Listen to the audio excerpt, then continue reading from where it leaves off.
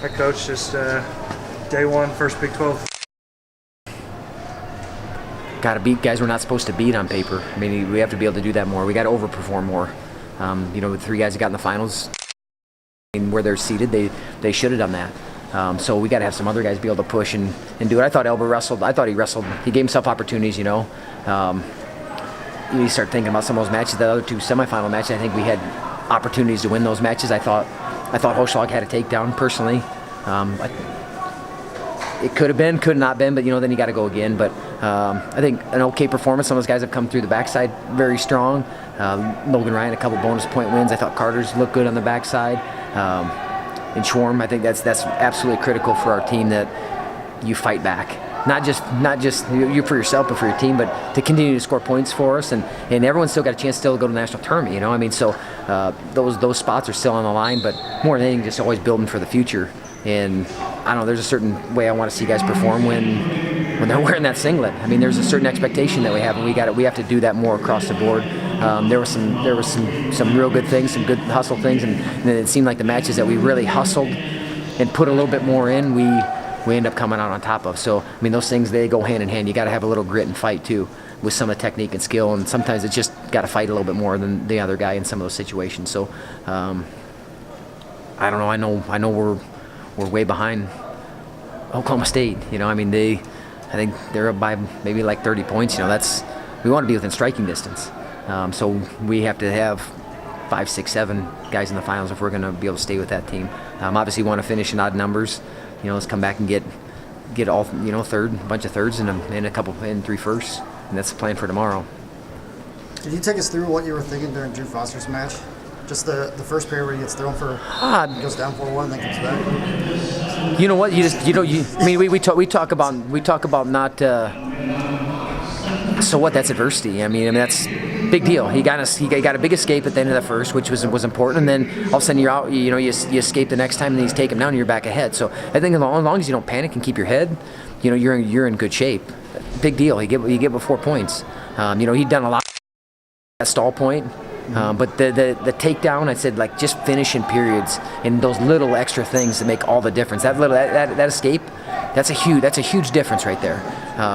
But I just think as long as you don't panic, he's got great offense. Big deal. I mean, unless you get pinned, the match isn't over. So, good job by Keegan. He's shooting a shot a little bit with his elbows out, and can't do that. Can't do that, especially him. He's good in there. But I like how he rallied. I want him to finish stronger. I mean, so as a coach, you're always kind of coaching your guys through things, especially when a guy that Drew Foster, as good as he is, he's got to continue to stay on his offense and continue to attack and hit and just clean things. Wasn't really clean in that match compared to the duel. The duel, he was clean on everything, and you got to be really clean on Keegan to score. So he'll be sharper tomorrow. He said he's been struggling with his offense. Did you see it improve today? I think just setups, fake and motion, and then doubling some things up, going to both sides. There was some good attacks. He just when his space gets too much, that's when he struggles. So he's got his spacing, and they're good coaches. They make adjustments. I mean, they're okay. I kept hearing him say, you got to keep this down. You got to keep this down. So that's what good coaches do. They make adjustments, but it doesn't matter, man. If you start moving a guy, he starts forgetting about that adjustment that he made, and you can still strike, or you go take a different attack. I think sometimes guys are thinking too much. He's thinking too much. He's got too good offense to worry about some of those things. I mean, he's got to move, keep motion, and he can sting anybody. And if you think guys are going to fall over, and that's what I told the team before the session, like, if you think guys are going to fall over for you, you're crazy. You have to make them fall over. And there were some situations we did that. Not enough, though. I mean, not enough. Not enough of that where we made a guy fall over. There was a few guys on the backside, I think, that did a good job of that, but we have to do more of that if we want to be a great team. Taylor Lujan had some crazy scrambles in the second and third there. Yeah, stay on your offense. I'm going to say that, and you're going to keep hearing me say that. If we had a guy that, if he didn't have good offense, I'd be like, well, you know what, maybe he's got to rely on his defense. He got great defense too, but he's got great offense. I think he kind of had a little bit of handle of that match because he got 2-2 at the end of that second period. He's up 6-3, like, go attack again. If he would have scored again, I think then that guy thinks about putting his head down, kind of what I was talking about. You know, then the guy thinks about putting his head down, so all of a sudden he gets to his body and then he scores, and then boom, he gets spotted again and scores. I'll give that guy credit. You cannot let that guy get to the body, man. He is explosive.